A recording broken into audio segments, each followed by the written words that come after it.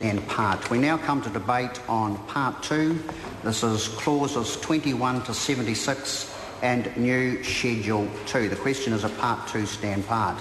The Honourable David Cunliffe. Mr Chairman, I rise to take the first of a series of calls on part 2.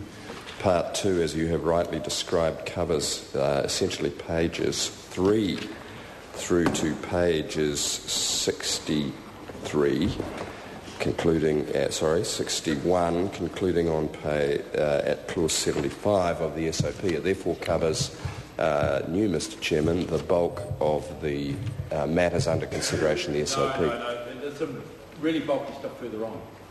There are some substantial matters which come into part 3 as well. It's bigger than the last part, but there's more substantial stuff coming. This will be a long day, Mr Chairman. This will be a long day. We'll finish by 6 if you drop the education bills. Mr Chairman, the opportunity presents itself to repeat that the Labour opposition, along with others I understand, has been forced to change its vote on the bill as a whole because of the nature of this SOP. This SOP introduces fundamental changes to tax law that affect billions and billions of dollars of Crown revenue.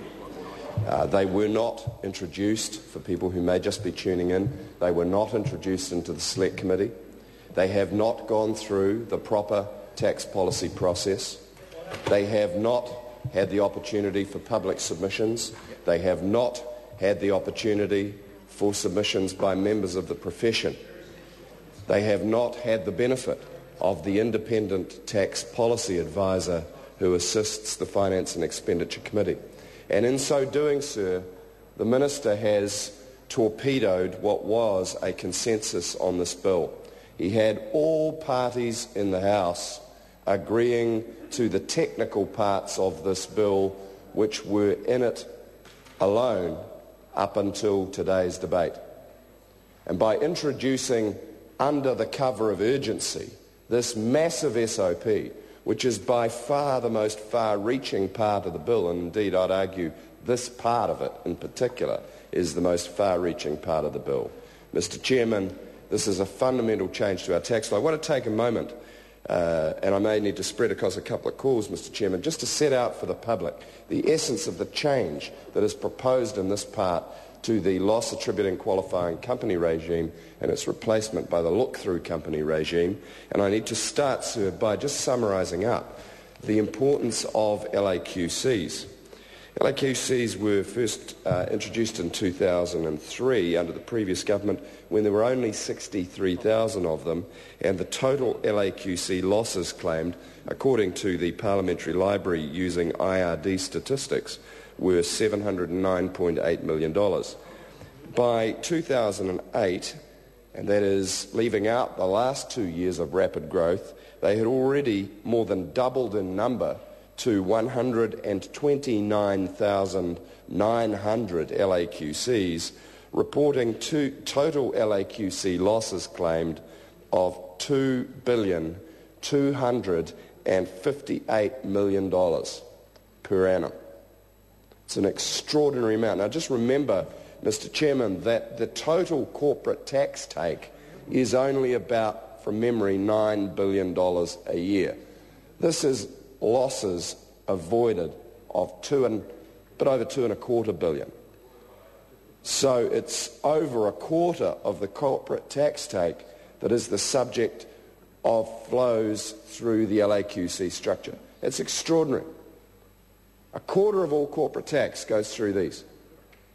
And in urgency, without bothering to go to a select committee or the public, the government is undertaking fundamental changes to this process. Now, not only is that surprising, but in so doing they have ignored the recommendations of their own tax working group. The tax working group didn't say fine-tune LAQCs around the margins, call them something different, and allow 95% of the deductions to continue. The tax working group said, government, you've got a fundamental problem here, because the existence of these structures is allowing an enormous amount of losses to be claimed, and we were told that losses on residential property investment alone, which is a subset of this total, were in the order of magnitude of $500 million of tax avoided per annum. Mr. Chairman.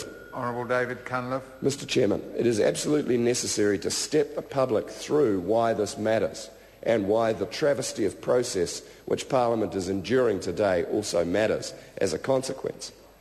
Now, the government's changes, by its own admission, account for around a quarter of the property avoidance alone, or taken across the whole LAQC avoidance of 2 years ago, which has been growing rapidly, but let's use the 2008 figures, $2 billion and a quarter, which is about 5% of the total. It's extraordinarily weak.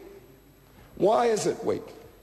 Because the look-through companies which are set up in this part still allow property losses to flow through past the company boundary to the personal income of the investor.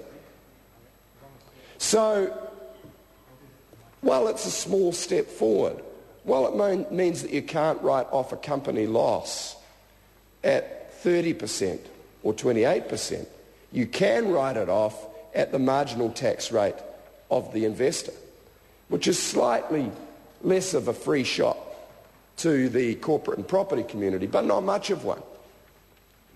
The question, the fundamental question, which was never able to be debated in the Select Committee because the government sneakily avoided putting it to the Select Committee, this fundamental change affecting billions of dollars, was why should company losses flow through to the personal income tax statements of an investor at all? Parliament hasn't had that first principles debate. Now, there will be some reasons for it. I don't deny that. And I don't deny that to remove all of them, the term that's sometimes loosely called ring fencing, would be a major step. But I have to say, the Labor Party has not been convinced that those reasons are sufficient in these tough times to justify the loss of billions of dollars of hard, needed tax revenue. The erosion of the tax base is just too great, and it's compounded, Mr. Speaker, by the $14 billion of tax revenue given away by this government over the planning period in Budget 2010. And is it any surprise that Bill English just this week, had to admit the government now faces a fiscal deficit of $11 billion this year. $11 billion. And they're not cracking down on $2.5 billion of tax avoidance. They are legitimising it by changing the name of the vehicle and creating a new industry in restructuring for tax lawyers. Well, I'll keep talking, Mr. Bennett, until you do. And you'll be here for a very, very long time because we think this matters. We think this matters. I'm going to take the advice of Tau Henare, the well-known chocolate-flavoured banana. I don't know why Trevor thinks he's chocolate-flavoured. I personally like the phrase butternut. You know, brown on the outside, yellow in the middle. I thought that was a good one, but Trevor liked chocolate banana. Either will do me. But I'll take the member's advice and lean into the microphone. The point, sir, is this.